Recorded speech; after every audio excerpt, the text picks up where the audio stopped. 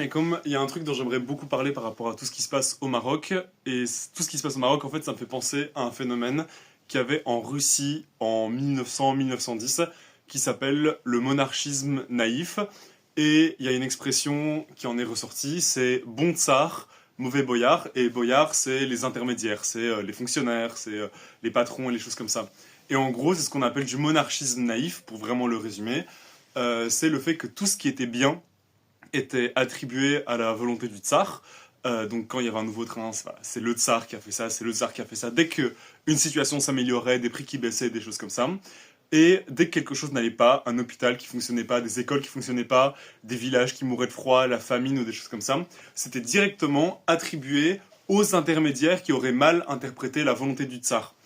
Donc on allait blâmer les fonctionnaires, on allait blâmer un certain ministre comme étant ceux qui n'ont pas bien compris la volonté du tsar. Sauf qu'en réalité, en Russie, le tsar avait un pouvoir quasiment absolu, même s'il y avait quelques réformes démocratiques quelques années avant. Et en réalité, la famine, par exemple, elle était due aux accords commerciaux qu'avait passé le tsar.